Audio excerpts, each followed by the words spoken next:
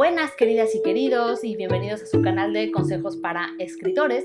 Yo soy Lorena Amkie y vamos a continuar con este desglose que hemos venido haciendo del diagrama morado en el que pretendo explicar el proceso de escritura, bueno, de concepción de un proyecto literario hasta su éxito o fracaso en el mundo editorial. Seguimos en el primer punto, en el de la concepción. Y como les he dicho, muchos videos de temas relativos a este diagrama ya existen en el canal, entonces les voy dejando los links en la descripción de los videos de cuáles son los videos que se relacionan al tema del que estoy hablando en cada día en concreto. La vez pasada hablamos del primer tema, concepción, y lo dividimos en fondo y forma, o sea, de dónde vienen las ideas y qué forma toman cuando las ponemos por escrito.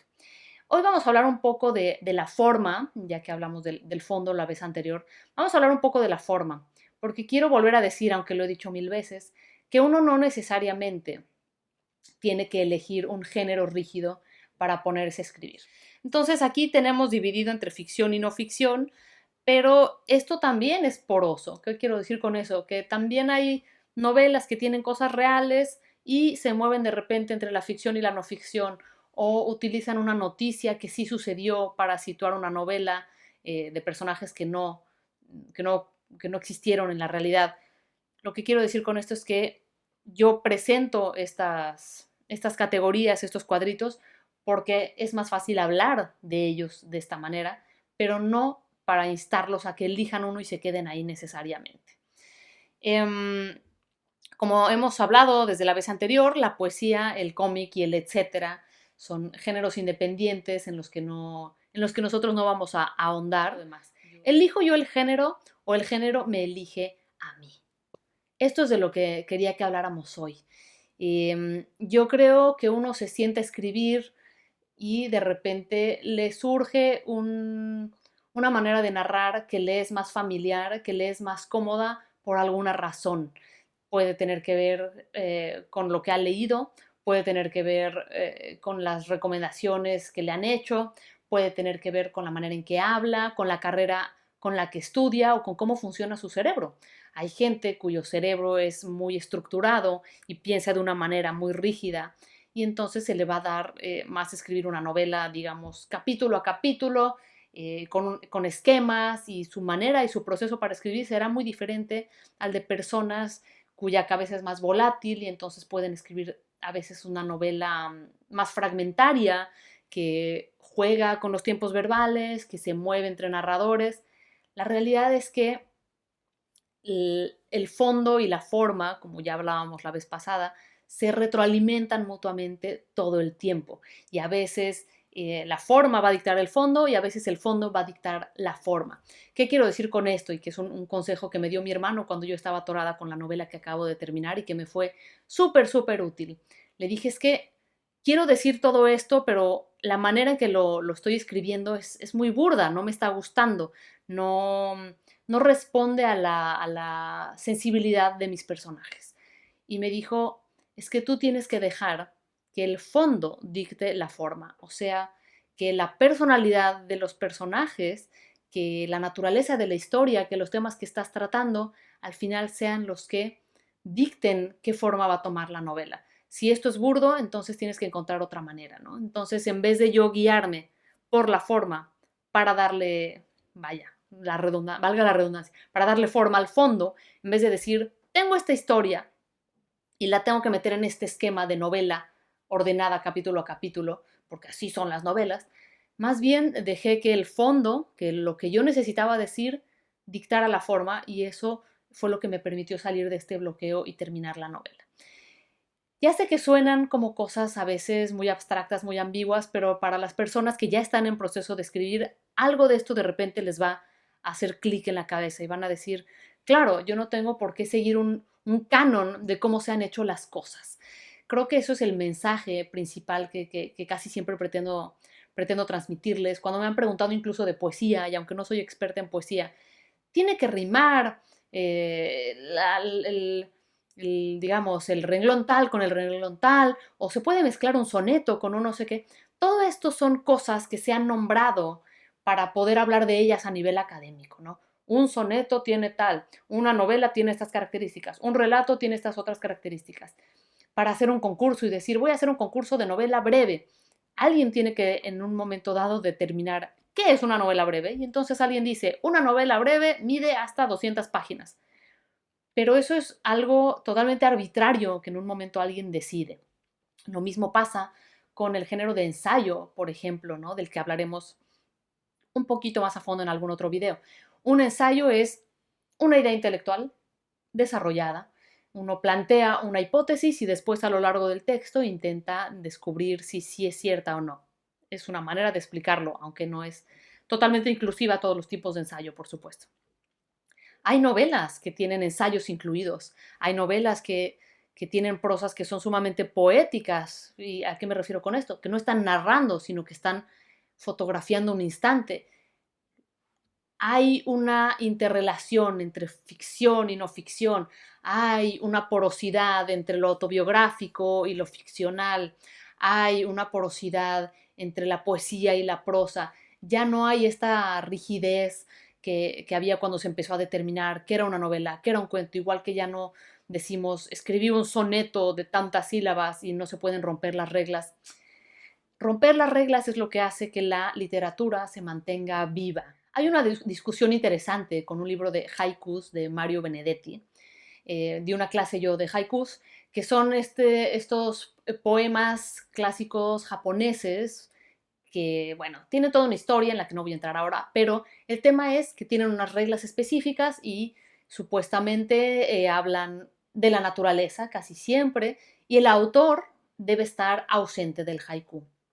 El autor debe eh, permitir que el instante se exponga a sí mismo solo. Un ejemplo, el ruido del sapo al caer al estanque. Ese es un haiku. No me acuerdo exactamente de las palabras, pero era algo por el estilo. Ahí se está fotografiando un instante y el autor no está presente, no está emitiendo una opinión ni está emitiendo sus emociones al ver este instante. Simplemente está diciendo esto, esto existe, esto sucede, esta realidad. Mario Benedetti tomó el género, lo estudió, lo leyó y él decidió escribir 2 libros, Rincón de Haikus y Nuevo Rincón de Haikus, y se le criticó mucho porque no estaba siguiendo los cánones de haiku. Y se decía, bueno, él puede hacer lo que quiera, pero que no le llame haiku, porque el haiku tiene una disciplina específica, tiene unas características específicas, y él hacía acopio de humor en muchos de sus haikus, no siempre hablaba de la naturaleza porque su contexto era urbano y muchas veces él estaba presente en ellos, o sea, hablaba desde sí mismo y uno podía conocer algo del autor al leer los haikus. Entonces, los expertos en haikus y algunos traductores japoneses lo criticaron mucho por eso, diciendo que estaba haciendo una apropiación de un género que no le era propio. Yo, sin embargo, pienso que uno tiene que estar empujando las reglas todo el tiempo.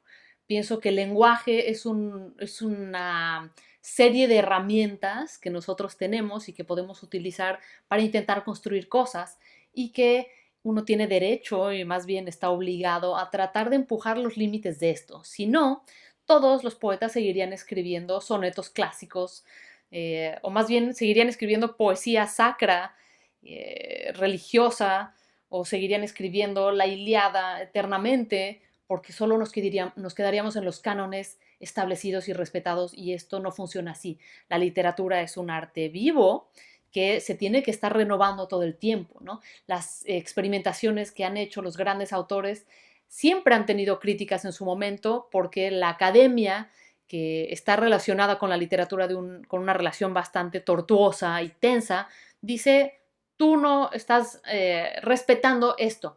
Tú lo que dices que es una novela no es una novela, es un ensayo. Y se está tratando de encasillar. ¿Por qué? Porque para estudiar las cosas desde la academia, y esto lo sé porque tengo una maestría que estudié muy recientemente, entonces tengo muy fresca cómo es la disciplina de la academia y por qué se necesita dividir y categorizar los géneros, porque si no, no se pueden estudiar. Les doy otro ejemplo. Cuando hablamos, por ejemplo, de la Edad Media, el romanticismo, la ilustración, todo esto son periodos temporales que alguien nombró después de que sucedieron para poder estudiarlos, porque la Edad Media que se considera que duró 10 siglos, del siglo V al siglo XV. Evidentemente no de repente llega el siglo XV y se dice, todo lo que se hizo en la Edad Media ya no se hace. Ahora que empieza este nuevo año, ¿no? Este nuevo siglo, el siglo XVI, ahora ya consideramos que aquí hacemos un corte, el tipo de literatura que se hacía ya no se hace, la gente ya no se va a vestir de la misma manera y damos por inaugurado el Renacimiento. No es así, no funciona así, se hace a posteriori, o sea, después. Esto quiere decir que alguien de repente dice, bueno, para poder estudiar esta época, vamos a cortar aquí, vamos a hacer un corte a ojo de buen cubero en este siglo, aunque por supuesto un montón de características de la Edad Media se siguieron permeando en el Renacimiento, y esto siempre es así. Todo es cíclico. Igual que ustedes ven que de repente los pantalones acampanados de los 70s volvieron en los 90s y después volvieron en los 2000s, así igual que con la moda es con todo. Las cosas se van alimentando de los periodos anteriores, pero los toman y los renuevan. Con la literatura así es, así es. Se toman los elementos, uno estudia o lee o toma lo que aprendió y dice, bueno, sí, pero ahora vamos a imprimirle algo nuevo, porque el mundo ha cambiado, porque yo como ser humano he cambiado, porque la concepción de la literatura y la concepción del ser humano han cambiado, porque las sensibilidades son distintas, porque los intereses son distintos. No hay, por tanto, una categorización rígida hoy en día de los géneros literarios. Entonces, ¿qué quiere decir esto? Que no solo se vale romper reglas y no es que uno se sienta a escribir diciendo voy a romper las reglas, sino yo voy a escribir lo que me sale. Y resulta que aquí me surgió que este personaje hablara en un lenguaje distinto o en verso o de una manera diferente que no estaba establecida. Entonces, no lo voy a hacer porque me estoy saliendo del género novelístico. No, yo escribo literatura y después otros se ocuparán. Yo vivo en mi año y después, cuando yo me muera, dirán que esta época fue el post-romanticismo electrónico ecléctico. Pero yo eso ahora mismo, mientras lo estoy viviendo, no tengo por qué tener clara cómo se va a llamar esta época y que igual que cuando me siento a escribir una novela, no tengo que decir, ay, bueno, como yo metí una anécdota de mi infancia y se la imprimí a uno de mis personajes, entonces ya es una novela de ficción, pero con un toque autobiográfico. No tenemos que hacernos esta tortura. Nosotros no tenemos que elegir un género, tenemos que elegir una pregunta, una inspiración, una idea y sentarnos a escribir. Y ya después veremos en qué categoría entra, si es que entra en una categoría y si no, alguien más lo hará. Ese es mi mensaje de hoy, que no hay reglas y si las hay, están hechas para romperlas, para experimentar. Habrá quien critique a Mario Benedetti por haber tomado algo como el haiku y decir, pues yo hago mis propios haikus. Sí, y es válido criticarlo y es válido decir, yo quiero preservar el arte del haiku en su pedestal y que sea así, pero también es necesario que las cosas se renueven. Hoy en día leemos novelas, me viene a la mente siempre una novela de Álvaro Enrique que se llama Muerte Súbita, que ganó el premio Real de hace unos años, que era una especie de anecdotario de un poeta y otro y la relación entre ellos. Esos poetas eran poetas que existieron. La relación entre ellos no sabemos si fue así o si la está imaginando Enrique, y a la vez tiene pedazos ensayísticos en donde se explican cosas del juego del tenis y los orígenes del juego del tenis. Entonces, este juego entre ensayo y cuestiones históricas y la imaginación del autor, uno nunca sabe bien qué es real y qué no es real, y no importa. A fin de cuentas, se está contando una historia y lo que leemos es literatura. Él no se sentó a pensar, oh no, pero entonces ¿en qué género y en qué sello editorial va a salir? Si esto es esto y no es... Que dejen que el género los elija a ustedes en vez de ustedes elegirlo desde una rigidez. Que se sienten y vean en dónde se sienten cómodos, que prueben, que se animen a leer de todo, de todas estas categorías que están en los anaqueles de las librerías o de las bibliotecas, porque de todas van a poder sacar elementos que van a formar su estilo personal.